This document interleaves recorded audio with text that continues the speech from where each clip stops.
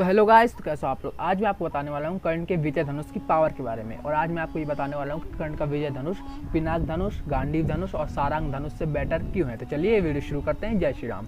सबसे पहले बात कर लेते हैं कर्ण का विजय धनुष बना कैसे था। कर्ण का विजय धनुष बनाया गया था भगवान शिव के लिए। भगवान शिव के लिए भगवान विश्वकर्मा ने विजय धनुष को बनाया था। उस समय उन्होंने सभी देवताओं की पावर्स ली थी और शिव जी की पावर ली थी और त्रिदेवों की पावर लेके और सूर्य देव के तेज को लेकर के उसको धनुष को शेप दिया था और पावर को लेकर के धनुष को दिव्य बनाया था। और इस दिव्य धनुष को उन्होंने भगवान शिव को दे दिया था। भगवान शिव ने इसको बहुत यूज़ किया। उसके बाद भगवान शिव ने इसे भगवान परशुराम को दे दिया। भगवान परशुराम ने इसके लिए काफ़ी लाखों सालों तक तपस्या की थी। भगवान परशुराम ने विजय धनुष भगवान शिव से लिया और विजय धनुष को लेकर वो निकल पड़े दुनिया को 21 बार जीतने। भगवान परशुराम ने दुनिया को 21 बार जीत लिया था। फिर जब भगवान परशुराम ने अस्त्रों और शस्त्रों का त्याग कर दिया और आचार्य का जीवन जीना शुरू कर दिया, उस समय हुआ ये कि भगवान परशुराम का जो विजय धनुष था वो उनके पास था। विजय धनुष एक ऐसा धनुष था, उसे मंत्रों से अभिमंत्रित किया जाता था, उसको मंत्रों से बुलाया जाता था। जैसे दिव्यास्त्रों को बुलाया जाता था वैसे विजय धनुष को बुलाया जाता था। उसको बुलाते थे भगवान परशुराम। और जब कर्ण आया था भगवान परशुराम से शिक्षा लेने, उस समय जब कर्ण की शिक्षा पूर्ण हुई थी तब भगवान परशुराम ने विजय धनुष को कर्ण को दिया था। और रही बात भीष्म और द्रोण की, तो भीष्म और द्रोण ने तो भगवान परशुराम से पूरी शिक्षा नहीं ली थी। भीष्म पितामह ने भगवान परशुराम से युद्ध कला सीखी और द्रोणाचार्य ने भगवान परशुराम से अस्त्र और शस्त्र लिए थे बहुत सारे। और अगर रही बात कर्ण की, तो कर्ण ने पूरी तरह से शिक्षा ग्रहण की थी। कर्ण ने भगवान परशुराम से सभी विद्याएं सीखी थी, सभी अस्त्र सीखे थे, सभी युद्ध कलाएं सीखी थी और सारे युद्धों की कलाएं सीखी थी, गदा युद्ध से लेकर धनुर्वेद तक। कर्ण ने हर चीज़ सीखी थी भगवान परशुराम से। इसीलिए कर्ण इकलौता पूर्ण शिष्य माना जाता है भगवान परशुराम का। और भगवान परशुराम ने का फेवरेट शिष्य भी कर्ण था। इसलिए भगवान परशुराम ने अपना सबसे शक्तिशाली और दुनिया का सबसे शक्तिशाली धनुष विजय धनुष कर्ण को दिया था। माना जाता है विजय धनुष बहुत ही ज़्यादा बड़ा और हैवी धनुष था। विजय धनुष का साइज़ बहुत बड़ा था, वह गांडीव धनुष से भी बड़ा साइज़ का था। क्योंकि ये शिव धनुष था और आप जानते हैं शिव धनुष काफ़ी बड़े साइज़ के होते हैं।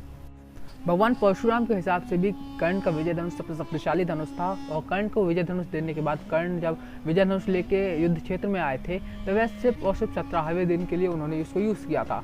उससे पहले कर्ण ने बहुत सी चीज़ें की, पर कर्ण ने कभी भी अपने विजय धनुष को यूज़ नहीं किया, क्योंकि कर्ण ये साबित करना चाहते थे कि बिना किसी दिव्य धनुष के भी कर्ण ही सर्वश्रेष्ठ हैं।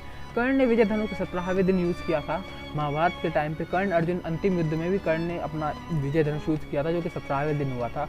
कर्ण ने अर्जुन को बुरी तरह हराया था, हाँ, पर अर्जुन ने छल से कर्ण को मार दिया था। कर्ण अर्जुन युद्ध अगर आप पढ़ोगे तो उसमें आपको देखोगे कि कर्ण ने बहुत ही ज़्यादा अर्जुन को मारा था। पूरे कर्ण और अर्जुन के अंतिम युद्धों में कर्ण का ही डोमिनेशन था। कर्ण ने बहुत ही ज़्यादा डोमिनेट किया था अर्जुन को। अर्जुन बुरी तरह हार रहे थे। अगर कर्ण का रथ का पहिया धरती में ना धंसा होता तो कर्ण बड़े ईजिली अर्जुन का वध कर देते।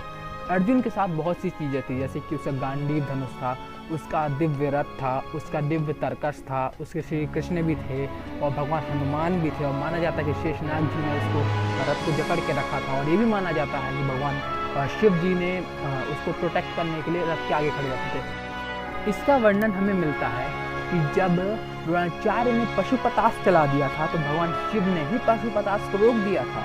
इससे हमें पता चलता है कि पशुपतास्त्र को रोकने वाले भगवान शिव थे। और अगर भगवान शिव ने पशुपतास्त्र को रोका था रथ के आगे खड़े होकर, इसका मतलब यही है ना कि भगवान शिव रथ को प्रोटेक्ट कर रहे थे और वो हमेशा ही अर्जुन के रथ को प्रोटेक्ट करके रखते थे।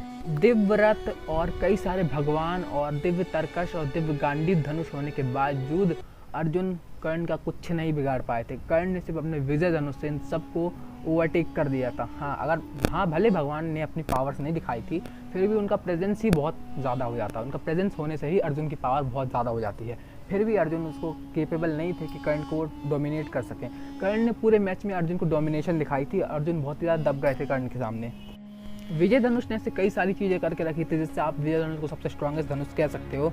जैसे कि विजय धनुष ने अर्जुन के सभी दिव्यास्त्रों को काट दिया था। अर्जुन के ब्रह्मास्त्र से लेकर अर्जुन के सभी दिव्यास्त्रों को, यहाँ तक कि अर्जुन के सबसे शक्तिशाली दिव्यास्त्र ब्रह्मशिरास्त्र को भी अपने आम तीर से काट दिया था। इससे ही आपको पता चलता है विजय धनुष के आम तीर भी पशुपतास्त्र जितने शक्तिशाली हैं और आज तक इतिहास में ऐसा कोई नहीं कर पाया था। विजय धनुष ने अर्जुन के गांडीव धनुष की 11 बार प्रतिंचाएँ काटी थी, वो भी अपने आम तीरों से। विजय धनुष ने अर्जुन के कीर्ति मुकुट को भस्म कर दिया था, जिस कीर्ति मुकुट को पिनाक, सारंग, गांडीव, वज्र जैसे अस्त्र भी नष्ट नहीं कर सकते थे। विजय धनुष की पावर का अंदाजा तो आप इसी चीज़ से लगा सकते हैं कि विजय धनुष कितना ज़्यादा पावरफुल था और वह शिव धनुष था। इसीलिए विजय धनुष को सबसे स्ट्रॉन्गेस्ट धनुष माना जाता है। आपका ओपिनियन कमेंट सेक्शन में बताइए। जल्दी से जल्दी 100 सब्सक्राइबर पूरे कर दो और कमेंट करो, लाइक करो, शेयर करो। जय श्री कृष्ण, हर हर महादेव।